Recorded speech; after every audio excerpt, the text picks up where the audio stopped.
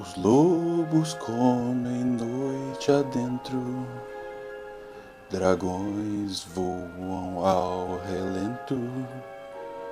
Uma alma perdida não dorme jamais, com medo de bruxas e coisas por trás.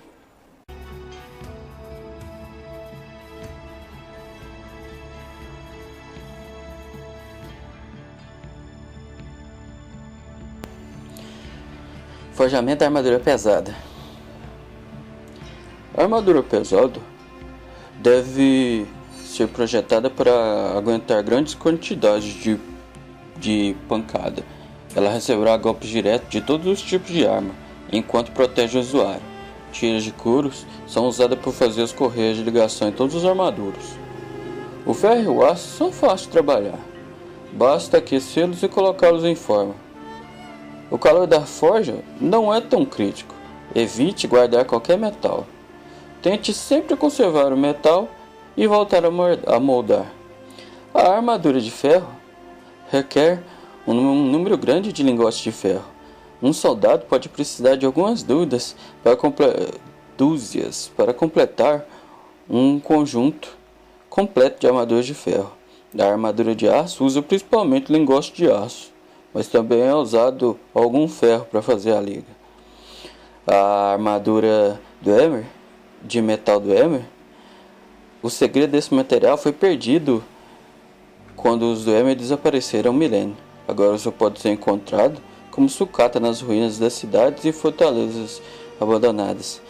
A armadura dos orcs exige grande quantidade de orixacum fundidas com um pouco de ferro. O calor deve ser usado com moderação. Deixe tornar quebradiço. Os orcs são mestres na técnica. Pode ser aprendido com qualquer forjador com paciência e habilidade. A armadura de chapa de aço é feita pela adição de corudo produzido. A liga mais forte que qualquer metal em si por só. Corundum é um material fino que exige que o calor da forja fique firme e não varie muito. O ébano pode ser trabalhado enquanto aquecido. Desenvolverá pequenas rachaduras que acabarão por destruir o metal se houver frio. Ao contrário da maioria das outras armaduras, o ébano não liga com ferro. Ele pode ser usado puro. Eu só posso contar histórias sobre como fazer a armadura da Edric. Nunca vi e nem conheço ninguém que tenha feito. As histórias dizem que deve ser trabalhada à noite, idealmente sobre a lua nova ou cheia, e nunca num eclipse. Uma lua cheia vermelha é o melhor ébano que pode ser feito. Mas o material no momento certo deve ser um coração de Daedra que deve ser jogado no fogo quando é forjado. É isso que eu sei. Forjando armadura pesada por Sven Two-Hammers. Hungria para criar Heavy Armor. Oluar Lorkhan. Não entrarei nos mais variados detalhes do que aconteceu na Torre Adamantina. Nem irei relacionar a guerra das metáforas manifestas que tornaram essas histórias incapazes de suportar a maioria das qualidades do que é comumente conhecido como narrativa. Todos nós temos nossa história favorita de Lorkhan e nossa motivação favorita de Lorkhan para a criação de Nirn. E nossa história favorita do que aconteceu com o coração. Mas a teoria do Oluar de Lorkhan é uma nota especial. Em resumo, as luas eram duas metades da divindade da carne de Lorkhan. Como o resto dos deuses, Lorkhan era alguém que participou da grande criação, construção, exceto onde os 8 prestaram porções de seus corpos celestiais para criar o plano mortal. Lorcan foi quebrado e sua centelha divina caiu para Nirn, como uma estrela cadente, para impregná-lo à medida que sua existência em uma quantidade razoável de egoísmo. Macer e Secunda são, portanto, as manifestações da dicotomia, a duplicidade, de acordo com Arteon, que as lendas de Lorcan costumam atacar ideias da ânima, ou animus, bem, mal, ser, nada, poesia do corpo, garantia e gemido, silêncio como abortivo e assim por diante. Colocamos no céu noturno como um constante lembrete de que Lorcan, para sua questão mortal, de seu dever. Os seguidores dessa teoria sustentam que todas as histórias do coração de Lorcan são degradações míticas da verdadeira origem das luas. Não é preciso dizer que elas também observam a teoria da crescente oca. Por Faldon, uma teoria sobre as luas Macer e Secunda. Macer. A maior das luas de Nir, Macer, ou Jod, é reconhecido como um dos espíritos antecedentes ao plano mortal, e como tal, em tanto temporal, como sujeito aos limites da mortalidade de Macer, que existe como um plano separado, perdido há muito tempo. Foi a morte de Macer que levou os mortais a perceber que a lua tinha uma textura de um tamanho limitado, bem como uma tonalidade avermelhada, todos os quais são resultados de sua decadência e de sua antiga investidura de puro branco. Embora considerado por várias culturas como um espírito assistente de seu planeta Deus, Deus menor ou Deus estrangeiro, Macer não é exibido dentro das Orealas de Dwemer, mas mantém uma posição dentro do panteão dos deuses imperiais. Na cultura Khajiit, caminhar pelo caminho de Jod é um passo necessário a um campeão lunar que procura se tornar Main. Sob a influência dos vapores do açúcar da lua, o Munhalud orienta o campeão lunar através de um aspecto de Macer conhecido como o demiplano de Jod, que se forma para mostrar visões de um futuro para aqueles que caminham pelo caminho.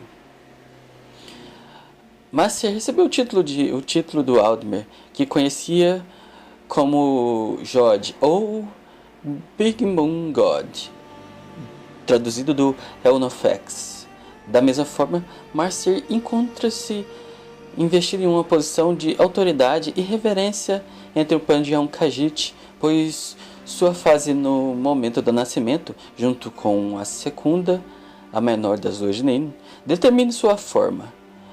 O Lord Lorcan sugere que Macer se originou como uma das metades da divindade de carne de Lorcan, lançada dentro dos limites de Nin, no momento de sua destruição, e, portanto, sua personificação da dicotomia das lendas de Lorcan costumam atacar contra as ideias, contra o mal, estar contra o nada e assim por diante. Acredita-se que Macer foi propositalmente definida no céu noturno como um constante lembrete que Lorcan, para sua questão da mortalidade de seu dever. Um lembrete sobre Macer, por Faldon.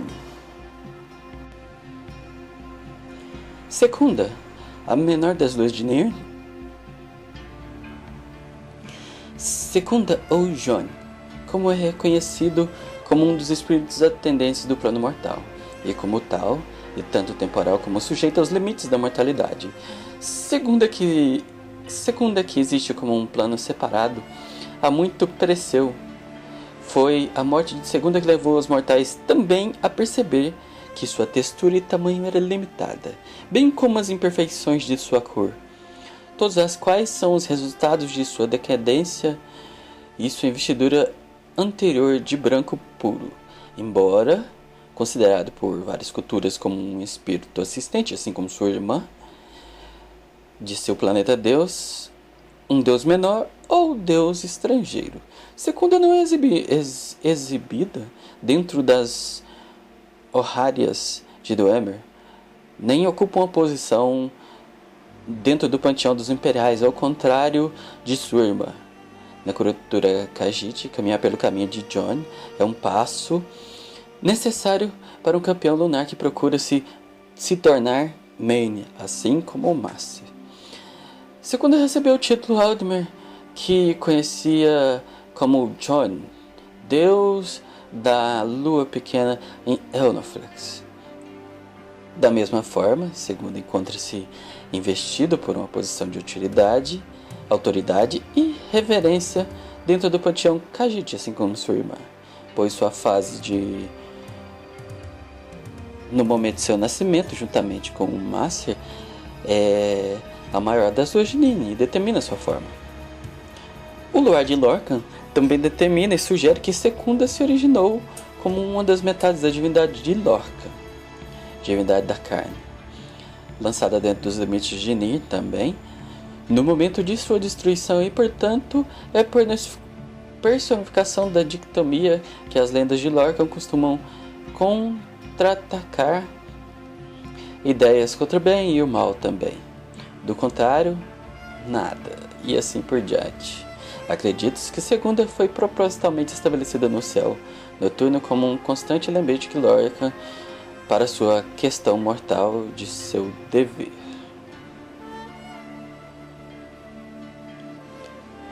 Por Faldon. Secunda. Bestiário de Hargravens. Dia 5 do Crepúsculo do Sol. Eu ouvi o conto mais bizarro. Uma linda jovem expulsa da cidade pelas pedras jogadas por acusadores por entrar nas artes das trevas.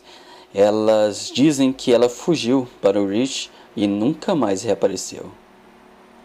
Justamente porque eles fizeram algo que se arrependeriam. Diziam que a maldade em sua magia a tornou mais forte a cada novo dia. Pouco depois, uma bruxa, meia mulher, meio pássaro, tinha sido avistada profundamente entranhada nas montanhas. E à medida que os avistamentos aumentavam, as jovens começavam a desaparecer das casas e vilas ao redor. Este conto me trouxe para o Reach, onde a bruxa que chama de Hargraven faz isso, em sua casa. Com a espada e escudo, pois devo ver essa criatura, devo dominá-la e devo matá-la, levar seus restos até as vilas incautas e expô-los para acabar com essa maldade. 24 do Crepúsculo do Sol. O estômago de um homem se transformaria em gelatina contra a crueldade que havia diante de mim. Eu vi pela primeira vez os panos, os couros e os ossos, crânios humanos, cabeças de cabras montadas em piques, peles de animais imundos dos mais variados tipos e vestígios soltos de penas emaranhadas e um sangue pútrido. E eu tinha ouvido falar que os renegados reverenciavam e protegiam essas Hargravens e traziam todo tipo de bijuterias para essas bruxas, mas elas tinham o gosto especial por gemas da alma, vazias ou cheias. Que criatura viveria num lugar onde todas as coisas estão mortas? Mais profundamente na trilha, eu escutei isso primeiro, uma mistura instável, um guincho. Em seguida, um cheiro forte e inesquecível.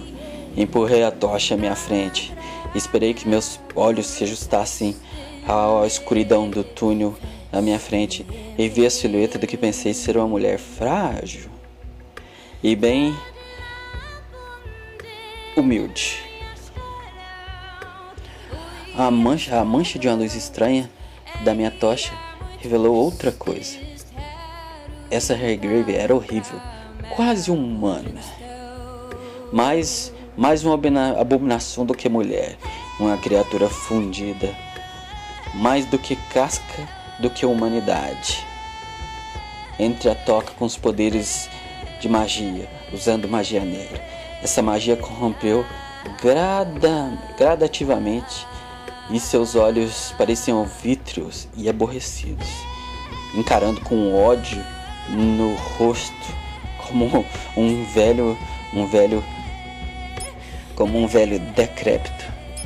Sentava-se sobre o corpo de um humano retorcido e deformado, adornado com penas negras e asquerosas. Ela se irritou quando soltou um grito penetrante, e quando uma luz vermelha e vívida começou a formar na palmas de suas mãos, ou o que quer que seja aquilo, deveriam ser garras. Era tudo que eu podia fazer, era criar meu escudo de defesa contra a magia, uma magia mais suja a qual eu já tinha lidado no mundo, por meio de uma vileza que parecia tirar de mim a vida. E o pensamento que essa coisa era uma vez uma mulher parecia brincar com os meus nervos e ficar cada vez mais distante. A maioria dos homens desmoronaria, mas eu não me dobrava. Highgraven é uma criatura repulsiva, e merecendo seu destino, eu teria suas garras como troféu. Contaria a minha história de triunfo. Conta os Herbanes. Não tenho nada além de continuar viagens e minhas conquistas, pois ainda tenho que ver muita coisa, ainda tenho que fazer muita coisa. Meus trabalhos com os bestiários ainda não vão terminar. O bestiário de Hairgravens, por Herbane, um guia para Hairgravens. I am the lucid dream, the monster in your nightmares, the fiend of a thousand faces.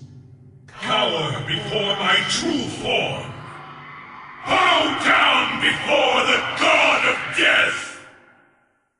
Madness will consume you! Your will is no longer your own.